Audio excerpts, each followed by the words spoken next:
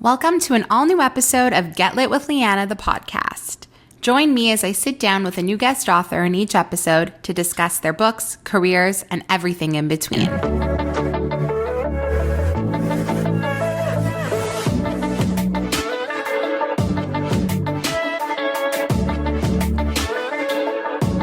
Welcome, Haley, to the podcast. I'm so excited to have you here. I read Near Miss last week, and it was on my TBR for I feel maybe a month or two. I had really seen it on TikTok.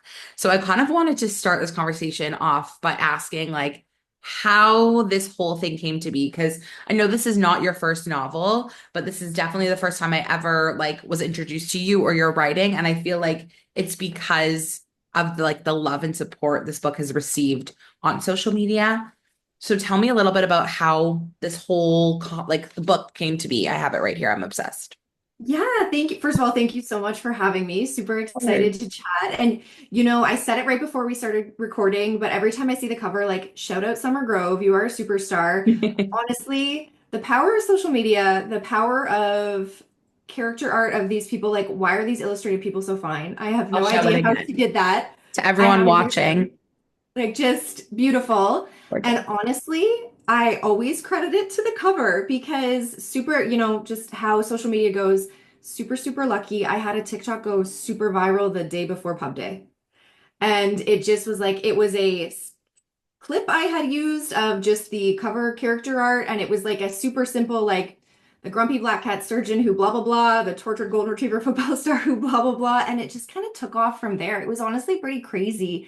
To your point, it's not my first book, but it certainly was the first one that kind of exploded like that. So super grateful, one, for Summer for her artistic talent, her time, and her energy, and for the power of social media sometimes. So crazy. Okay, so take me back a little bit. What exactly is your writing background, your history, your other books? Take me Hmm. back to before Near Miss. Yeah, okay. So Near Miss is actually my sixth book, which is pretty crazy. And so I always, some people ask me this, and I never have a great answer about my writing history and things like that. But it's kind of funny. I went to school with the intention of studying English and creative writing because I had written my whole life. And I didn't like my English section and I couldn't trade. And I ended up majoring in psychology. And I took a whole totally different path for a little bit of time.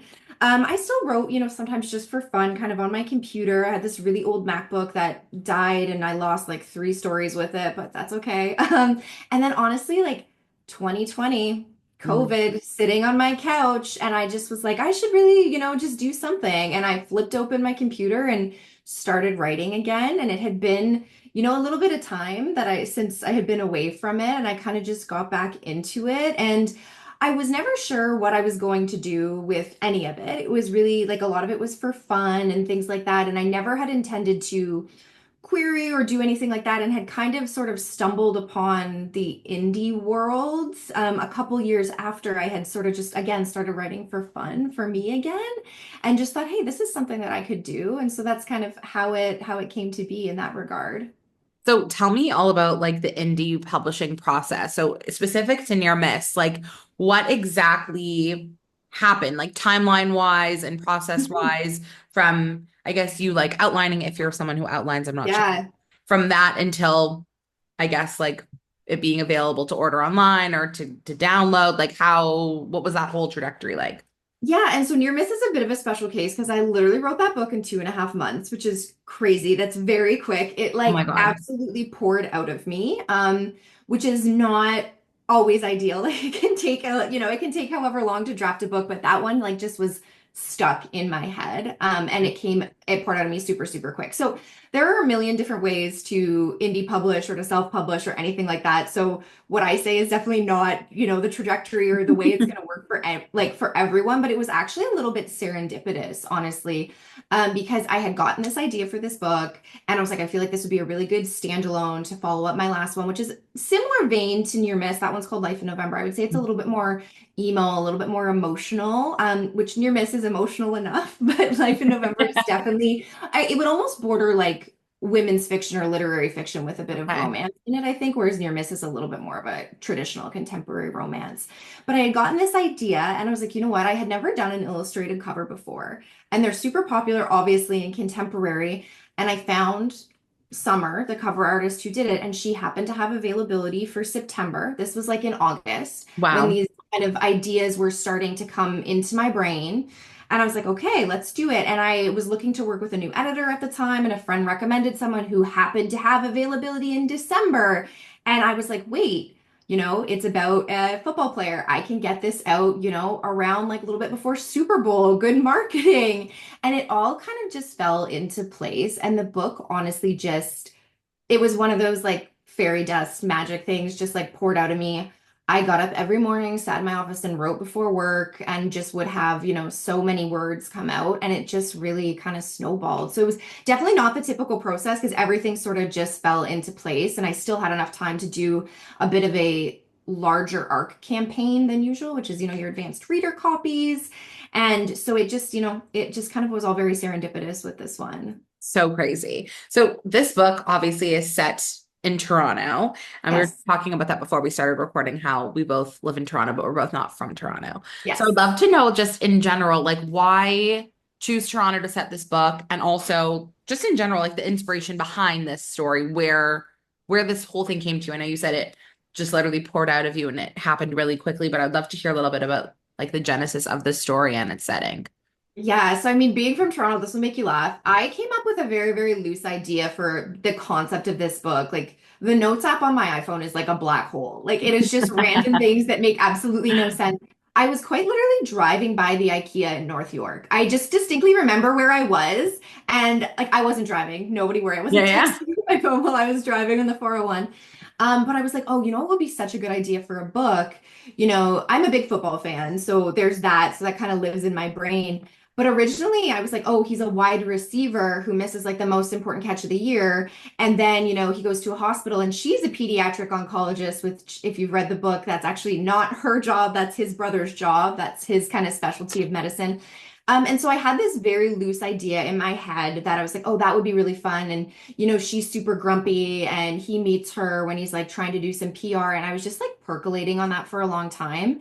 And then when the idea kind of popped in my head, I love to do like any sort of little Canadian connection in my books, with Mhm. the exception of my series. They're all like everything is set in Canada. I always try to kind of, Mhm. Canada represent grounded here. And I had this idea. I was like, we don't have obviously an NFL team, and there's like a multitude of reasons for that. But I was like, how fun and like, how much would it up the stakes a little bit if they were like the only Canadian team and he made a big fumble? And I don't know if you're a football fan, I feel so bad for NFL kickers. They make me so upset and I feel Yeah. so sad. Like, there's so much pressure on them and they get none of the glory and all of this. And I was like, I'm going to make him a kicker instead. And I was just like joking with my friends. I was like, I'm gonna make kicking sexy again. And I'm just like dying. all of this. And so I just was like, it would be really fun to set it in Toronto, kind of like ups the stakes a little bit. I get to be like, do some fun little Canadian Yeah. things, Timbit representation, I all of love that it. I stuff. love it. I love it. So for those who have not read the book, what is Near Miss about? So Near Miss, I always call it kind of my like Grey's Anatomy meets football romance. So it is about a sort of black cat grumpy transplant surgeon who is kind of just moving through her life, fairly fractured, and she's experienced a lot of trauma and she's kind of working through her identity in the sense that she doesn't know really if her specialty is kind of resonating with her anymore. And she meets a sort of down and out football kicker who is sort of like a generational talent. He started out as a wide receiver in college, but sort of fell like backwards into kicking and just happened to be super, super good at it. And he missed the most important kick of the year and cost his team, the only one in Canadian franchise history, as I made that up, obviously. And so he becomes a bit of a pariah and he's looking for some positive press and he starts volunteering at the hospital where his brother works as a pediatric oncologist. And they meet and sort of end up falling into this little bit of volunteering routine together. But I would also say it's a bit of a book about kind of like mutual healing. He's got a lot of childhood trauma as well, and they sort of work through that together. And it's a lot about two people who I mean, Beckett's definitely a people pleaser. And I would say that maybe Greer is as well in a bit of a different way. And it's kind of about two people finding their own footing and really learning to be kind of loved for exactly who they are, not the expectations of other people. I love that. So we obviously have to talk about Greer and Beckett's characters and like how you came up with them. Obviously, you just like touched upon so many things about Beckett's character and then also obviously how Greer is like super, super like resilient, but also very guarded. Like tell me about the genesis of those characters and how they kind of came to you and how you fleshed them out for this book and made them so perfect for one another. Yeah, that's a great question. I feel like when I had originally had that idea, and funny, when he was going to be a wide receiver and she was going to be a pediatric oncologist, by the IKEA in North York, Yeah. in my head, I was like, oh, I'm going to call it Good Catch, which was not that different than Near Miss and also kind of cute. Right. And Yeah. all I knew then is I was like, it would be fun to write like a super, super golden retriever man because I never really have. Like, I would say, to write like grumpier book boyfriends and it's just more Okay. where I kind of naturally gravitate and I love like a black cat FMC. I really do like justice for any woman who's ever been told she's unlikable. And Love so that. I knew that that was kind of going to be where they were anchored, but I really really do like to explore grief in my writing in like various ways. Mhm. I always say I like to set it against like kind of maybe the backdrop of kind of like popular tropes and things like that. And so I had just crafted kind of these ideas of like, okay, what could really kind of dig in here about what would make them a little bit more uniquely them. Mhm. Um, and so they both just sort of evolved in that way, like really leaning into like again, I'd never written a golden retriever, but of course, because it was me, I had to make him a little sad. Yeah.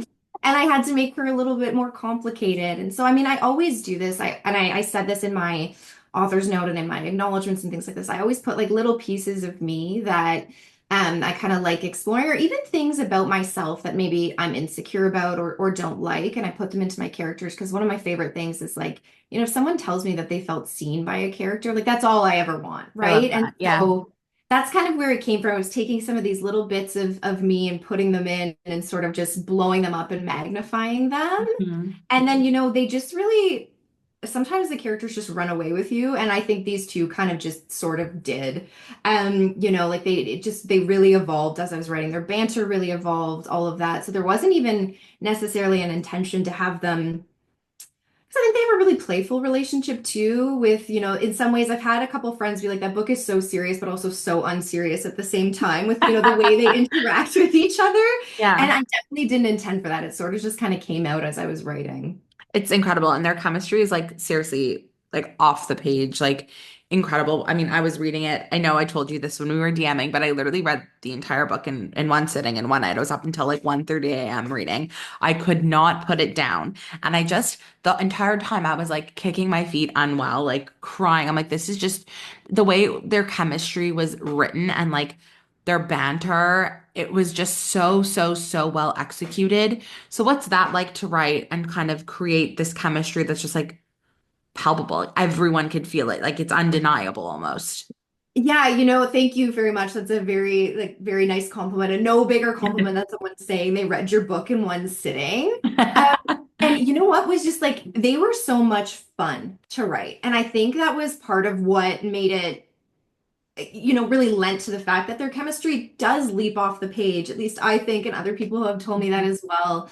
And I think because of that, like I was really able to have fun with it, and I didn't feel any pressure writing this book. And I think that is a really, really big thing. Like it was kind of just like, okay, here's my next idea. I'm just going to Right. sit down, and it sort of just poured out. And because of that, I feel like I was able to spend so much time in my head with each of them, like who they are, what they would like, how they would respond, and give them Yeah. kind of like these funny little quirks. Like everybody always laughs about the fact that like Greer just reads fantasy fairy smut, and it just Yeah. seems so out of left field for her.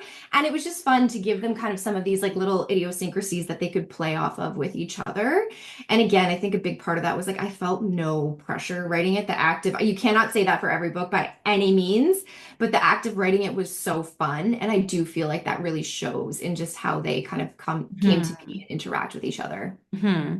And like obviously you mentioned before that it's not just this like really swoony love story. Like obviously there are some tougher subjects that you tackle in this book. Obviously, you talk a lot about like grief and trauma and mental health and substance abuse. And I'm just curious, like, what the process was like weaving those pieces into the story. I know that's not something that you typically shy away from. Like you do write these like emo love Mhm. stories, so I know that that's not unfamiliar territory for you.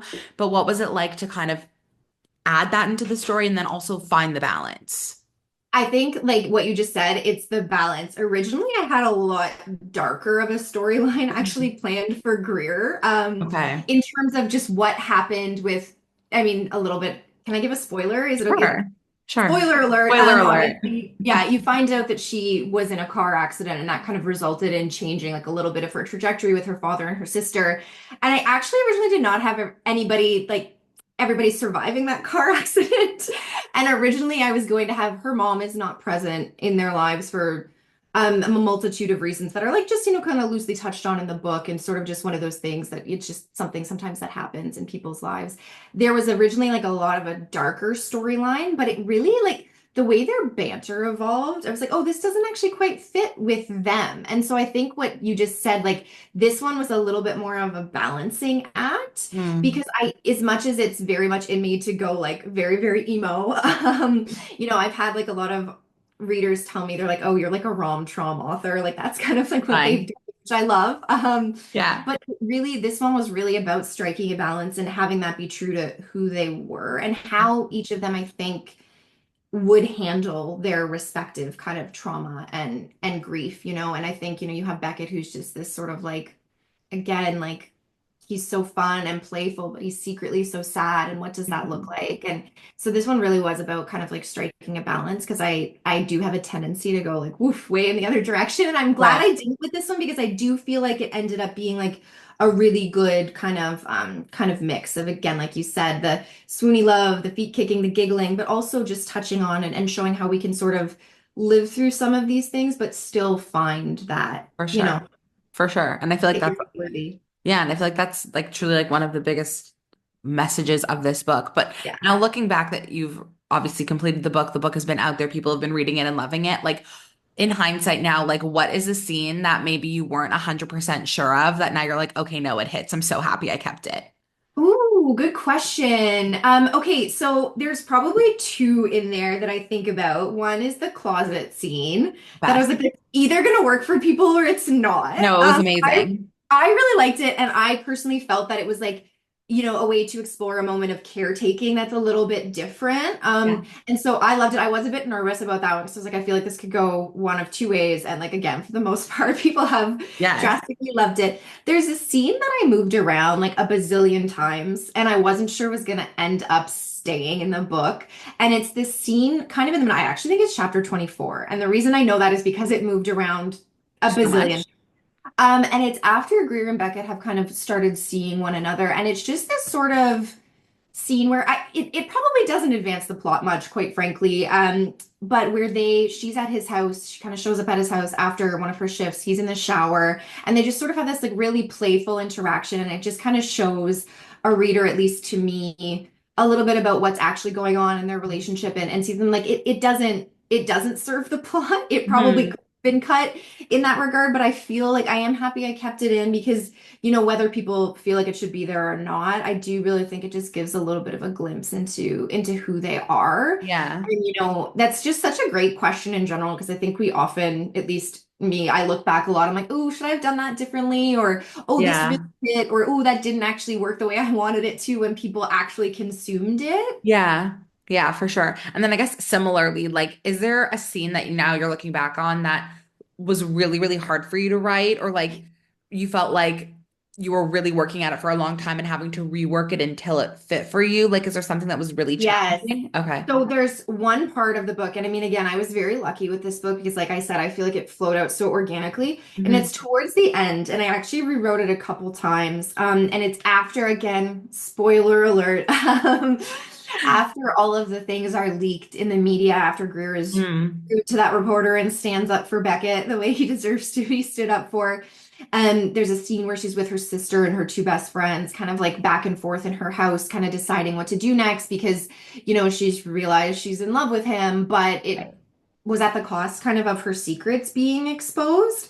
And that scene, and then the next scene that follows with her dad, originally looked super different. I originally had actually Beckett kind of coming to her house and like bringing her this like sort of package of things, but it didn't really fit. Like Okay. it was something I feel like he would do, but he also is because he's just so thoughtful, particularly when it comes to her. But he's also more respectful of her Mm. boundaries than like anything in the entire world. And she wouldn't have liked that, you know? So I was like, "Ew, there's something weird about this." And there Mm. was this, and the way it kind of led into the next scene with her dad, I think that was the hardest part because it was a part that I really wanted to get right. And it's Right. obviously, I think, one of the more emotional parts of the book where she sort of has this reckoning with her dad finally. Yeah. So that I toyed around with a lot and kind of rewrote, and parts of it obviously didn't make it, there was Yeah. some really good, it was a little bit hard to cut too because there was some really good like back and forth For sure. banter with Beckett and Greer when he does drop off this kind of like basket of things, so to speak, for lack of a better term. So it's like always sad to let some of those things go, but I Yeah. do think in the end that was for the best. So crazy. Like I always like think about this when I'm reading a book and then I'm really loving it. I'm like, what is on the cutting room floor? Like what Oh, didn't yes. make it? And I always wanted like, especially for books I really love, I always want to like message authors and be like, can I read things that like from this book that didn't get published? Like, has anyone ever asked you like to read the rejects, like to read the things that like did not make it, but like could have? I've had some friends ask me, and like there are some things that I'm like, oh, this doesn't work, or this needs to be rewritten. And then I kind of like toy around. I keep everything that I feel hasn't been like because you could also repurpose it. No, like if it's not for this, 100%. have you ever done that?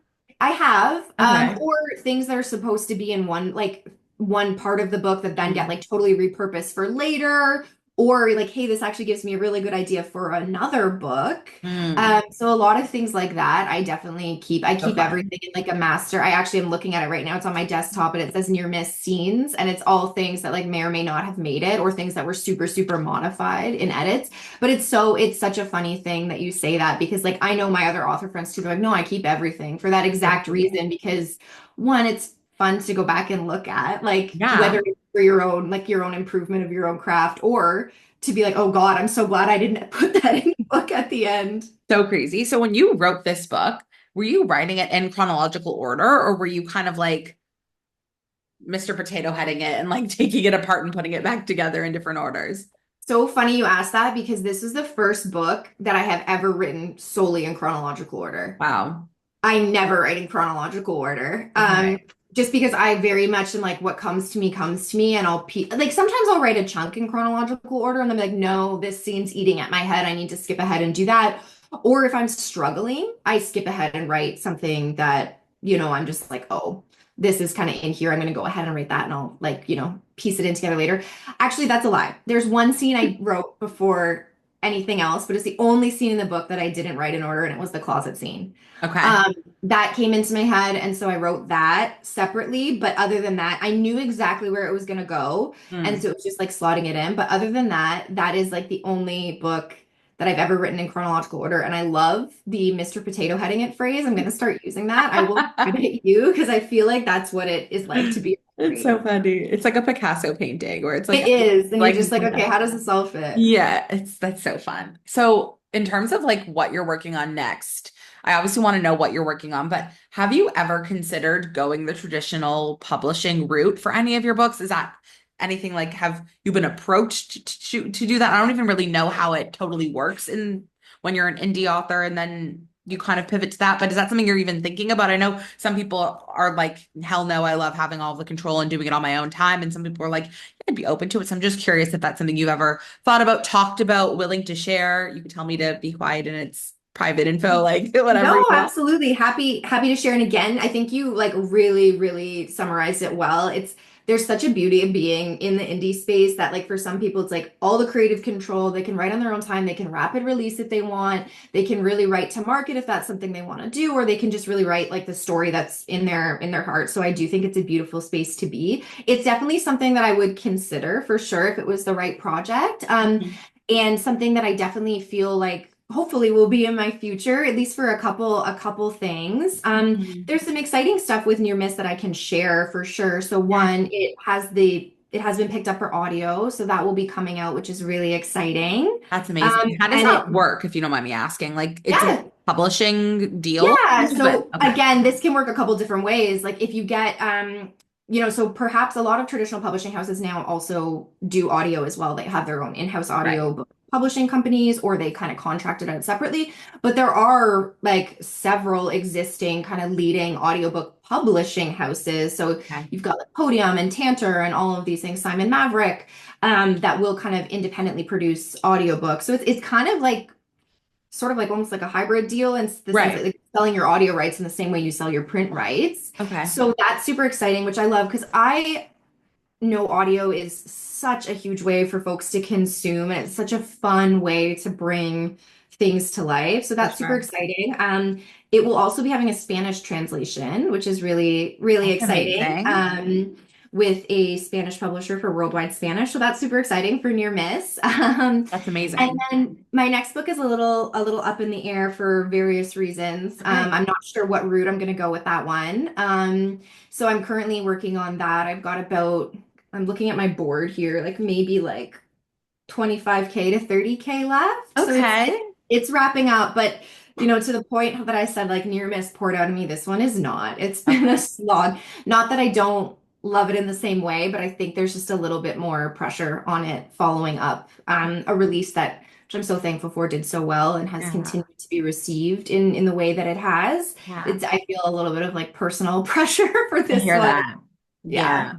Well, I'm sure that it'll be incredible. I mean, I know that all of your other books are also, I can't wait to like go through your backlist now, but Oh my gosh. no, I'm really, really excited because I'm like laughing at like the rom-com because like that's, I think something that I didn't know that I love, but I'm quickly learning that I actually really, really do love.